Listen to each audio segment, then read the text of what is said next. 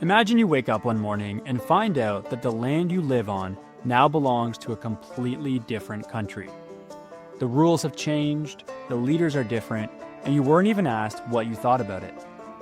That's exactly what happened to thousands of people in Canada during the 1700s. This was a time of war, treaties, and shifting borders. Some people found new opportunities, while others lost everything.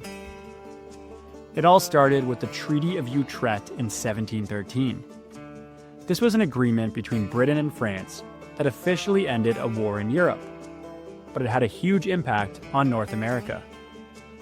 France had to give up Acadia, now Nova Scotia, Newfoundland, and Hudson Bay to Britain. But the people who already lived there, like the Acadians and Indigenous nations, weren't consulted at all. The Acadians, French-speaking settlers who had lived in the region for generations, suddenly found themselves under British rule.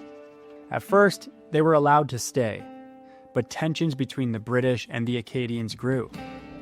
In 1755, the British ordered the expulsion of the Acadians, forcing thousands of them out of their homes.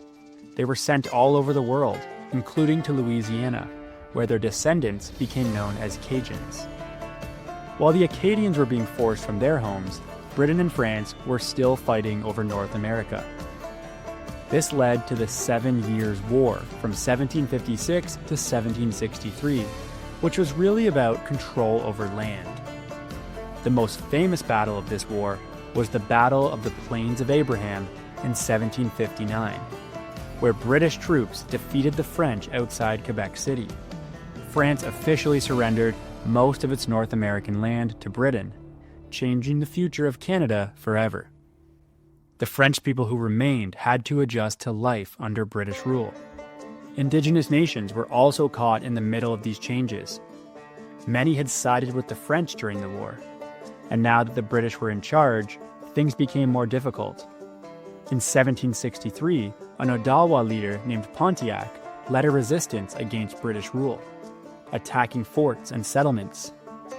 Indigenous nations had fought hard to keep their lands, but after Pontiac's resistance, the British made the Royal Proclamation of 1763. This land said that Indigenous land could not be taken without treaties and agreements. It sounded like a fair deal, but settlers often ignored it, and British officials still took land when they wanted it.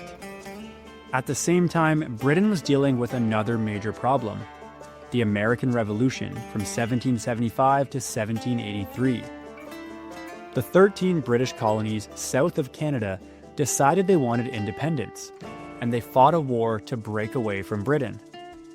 When the revolution ended, thousands of people who had remained loyal to Britain, called Loyalists, fled north to Canada.